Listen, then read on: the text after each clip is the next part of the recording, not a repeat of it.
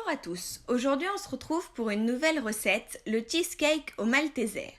Pour réaliser cette recette, il vous faudra les ingrédients suivants. Pour le biscuit, 200 g de petit beurre et 100 g de beurre fondu. Pour la garniture, 300 g de Philadelphia, 250 g de mascarpone, 200 g de sucre glace, une cuillère à soupe d'arôme de vanille, 5 feuilles de gélatine, 3 cuillères à soupe d'eau et 120 g de malteser. Pour la décoration, du chocolat fondu et des maltesers. Il vous faudra également les ustensiles suivants. Un rouleau à pâtisserie, un sac congèle, une spatule, 2 récipients, un fouet électrique et un cercle à pâtisserie. Pour commencer, nous allons réduire les petits beurres en miettes. Placez-les dans le sac congèle, fermez-le avec votre main et avec l'autre main, tapez dessus avec votre rouleau à pâtisserie. N'hésitez pas à utiliser plusieurs sacs congèle. Une fois terminé, versez vos petits beurres émiettés dans un récipient.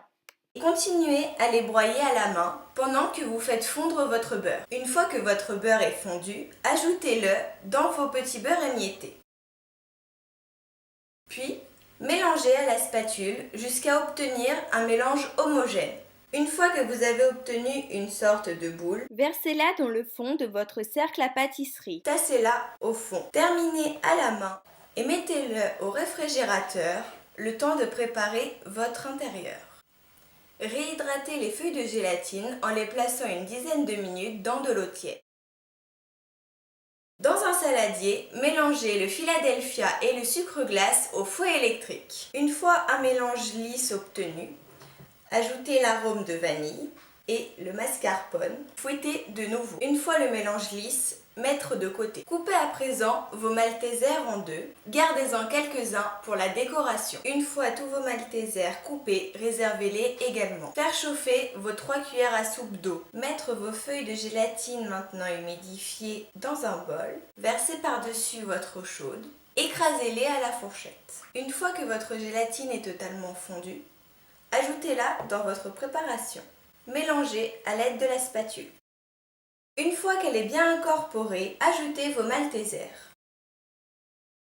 Sortez votre biscuit du frigo et versez votre préparation dessus.